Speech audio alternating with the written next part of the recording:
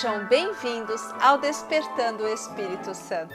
O meu nome é Daniela e hoje nós vamos conversar sobre como nos colocarmos a salvo das inconstâncias deste mundo, desta vida de montanha-russa que muitos cristãos ainda vivem. Mas antes, eu quero convidar você a se inscrever no canal, a deixar o seu like, que é o sinal de positivo logo aí embaixo da tela, a também compartilhar com seus amigos, aqueles que amam a palavra de Deus, e deixar os seus comentários, ok? Nós vamos meditar os últimos versículos do Salmo 1. E para aqueles que acompanham o canal, sabem que nós já fizemos as meditações a respeito dos versículos anteriores. Mas para quem perdeu, eu vou deixar aqui nos cards os vídeos anteriores para que você possa assistir também. Nós estamos refletindo sobre os dois caminhos que se colocam diante do homem: o caminho do ímpio e o caminho do justo. E hoje nós vamos meditar a partir do versículo 4 até o versículo 6, cujo texto diz assim: Não são assim os ímpios. Pelo contrário, são como a palha que o vento dispersa. Por isso os ímpios não ficarão de pé no julgamento, nem os pecadores no conselho dos justos. Sim, o Senhor conhece o caminho dos justos, mas o caminho dos ímpios perece. Palavra do Senhor, graças a Deus. Nós estamos meditando um salmo que está nos apresentando todo o livro dos Salmos e está nos propondo logo inicialmente que o homem tem diante de si dois caminhos: o caminho do justo e o caminho do ímpio. Uma caminhada com Cristo e uma caminhada sem Cristo. E termina este texto nos advertindo a respeito da responsabilidade, das consequências que é viver uma vida sem Cristo.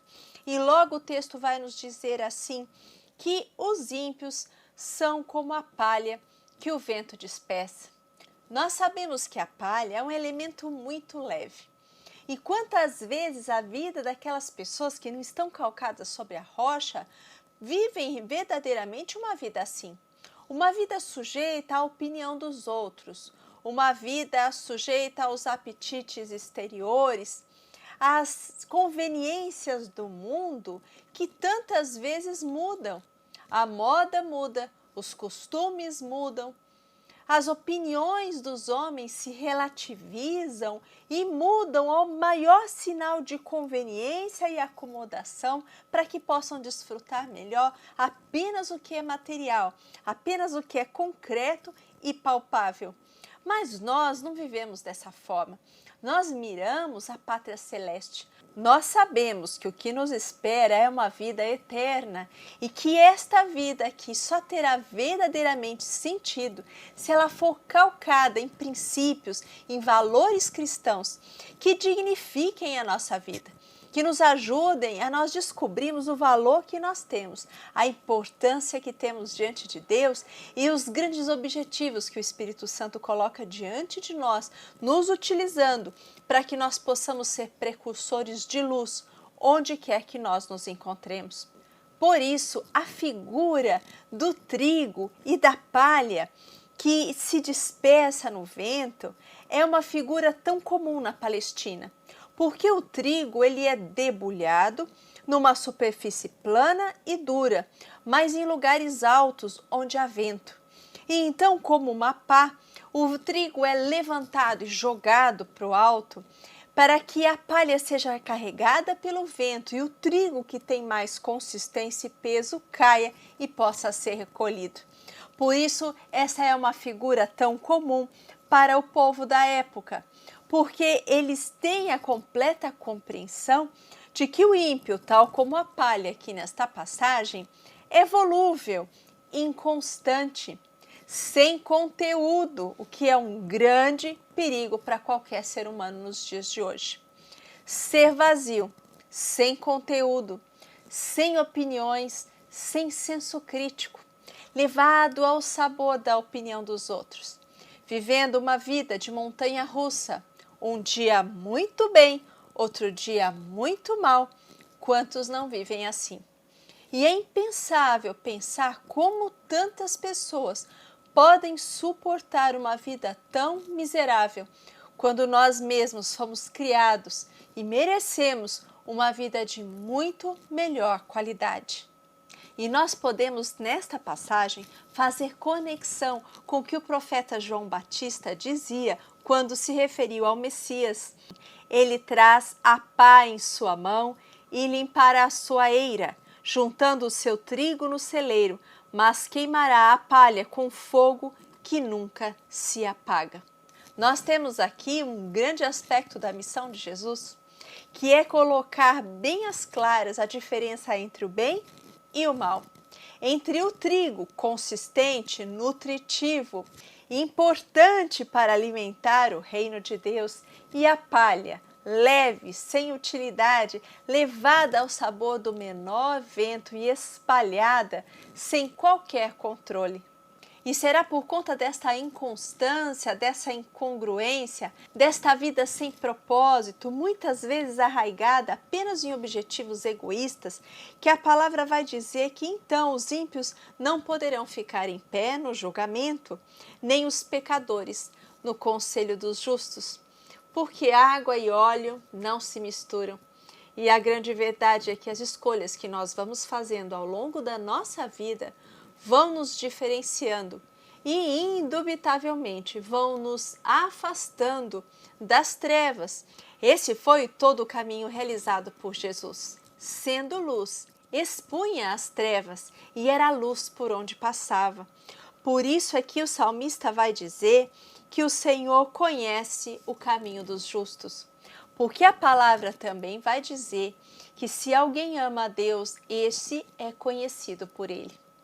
Aquele que tem no coração o amor por Cristo Jesus, aquele que aprendeu a fazer uma amizade com o Espírito Santo, acende dentro de si a chama do amor, que une ao amor de Cristo e faz com que então Criador e criatura estejam interligados, levando uma vida em parceria, uma vida na qual essa luz jamais se apaga, não se extingue e ajuda o homem a ter uma vida mais coerente com o Evangelho, a ponto da palavra dizer que ele conhece o caminho do justo, porque nós conhecemos o caminho de alguém ao analisarmos as suas escolhas. E Deus, que possui na sua inteligência, na sua mentalidade um patamar muito mais alto, superior ao nosso, sabe bem onde as nossas escolhas nos levarão.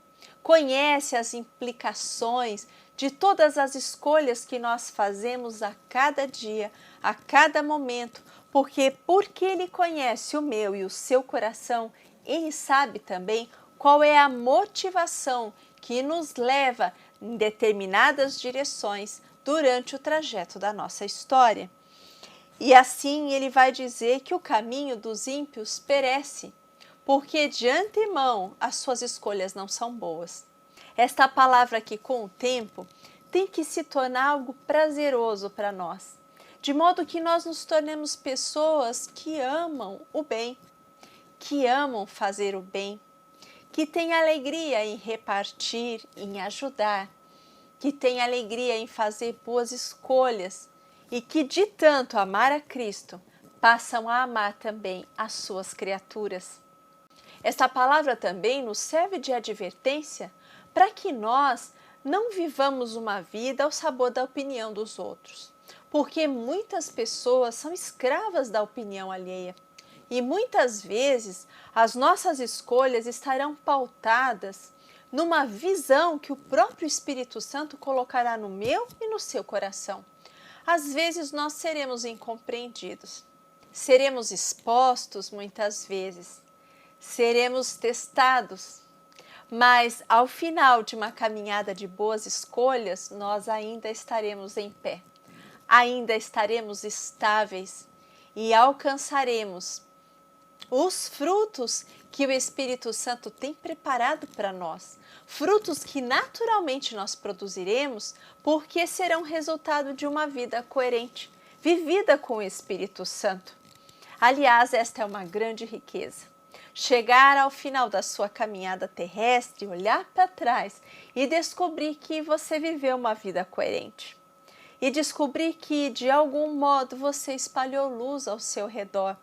Uma luz que encontrou os outros, mas uma luz que antes de tudo teve início aí dentro do seu coração, transformando você num ser humano melhor, mas sobretudo em alguém que vai ser muito melhor para você mesmo, porque você convive com você mesmo todo o tempo.